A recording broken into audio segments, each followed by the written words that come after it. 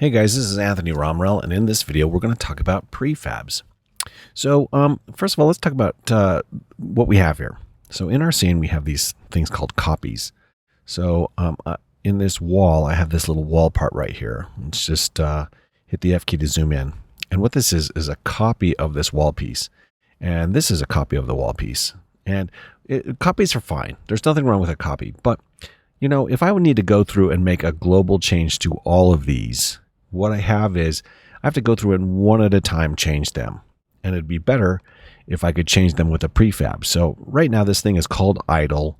It really probably should be called wall piece. In fact, all of these that are called idle, I'm just going to delete them, right? Because I don't want to modify one at a time.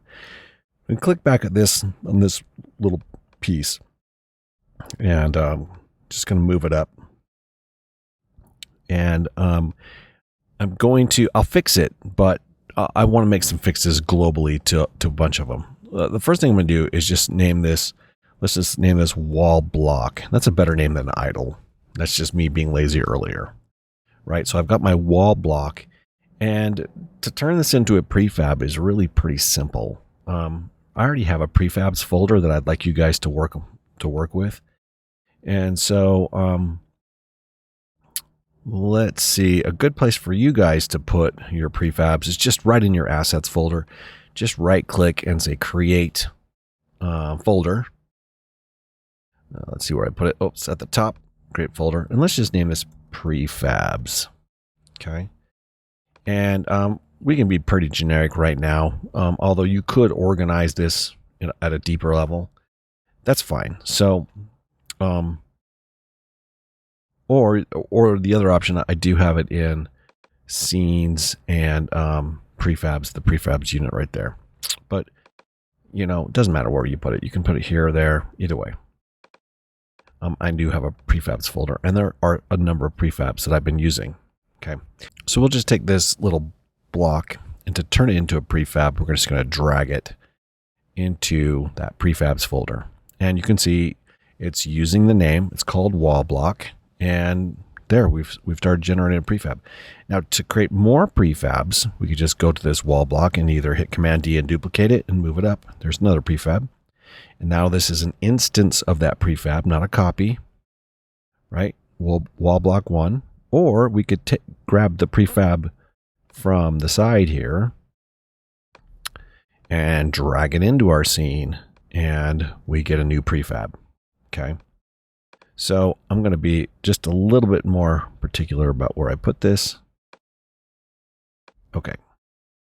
And I can clean this up a little bit more later, but okay. Now the difference between copies and prefab. So I'm going to modify this particular object. Now in previous videos, what we've done is we've selected each one of these and modified them themselves. So first of all, this box collider is too big. So I'm going to modify the box collider here.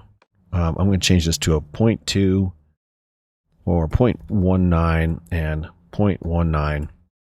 And you could see that that is now modified. Maybe that's a little bit tight. Let's go 0.2 and 0.2. And you can see that's modified the box collider of this particular prefab, but it hasn't changed this one. And I want it to change all of them. So all I have to do to change all of them is come on over to this override and say apply to all. And you can see now these boxes are at 0.2. So we have successfully created a modification to all of our prefabs. And now these will remain the same. So if I either hit Command D and duplicate and instantiate this prefab, or if I drag the prefab to the screen here, either way, these prefabs are all identical, right? And you're going to want to go through and do that for all of the objects in your game. For example, this should make another prefab right here. Okay. This little spike, right? So I've got this spike here. I'm going to delete the other spikes because they should all be prefabs, right? So I'm going to take this spike and I'm going to just rename it spike, get rid of that 0 for now. And I'm just going to drag this into the prefabs folder. Oh, not that way. Drag this into the prefabs folder. And now we have a spike prefab. And the nice thing about this spike prefab is if I hit Command D and duplicate it, right? I'm going to get the move tool. That'll be duplicate it. You see. Now, or I could drag that sprite in, and now if I want to make just one little change to these prefabs, just change one and apply those changes. Okay, so for example, one thing I want to modify the height. I'd have to select them all for the height. That's one thing that would have to change. So the Y position, let's just get 1. Y position. So I think it was 4.75, right? Oh, that's not it. That's okay. No big deal. But let's say I want to, again, modify that box collider. So we'll zoom into that one. If we want to make this a little bit bigger in Y, maybe 0.06. And you know what? We want all of these to have these changes. All we have to do is go to this one, go to overrides. We can either revert all or apply all. And you can see now all these spikes have that override. They've all been changed. Okay.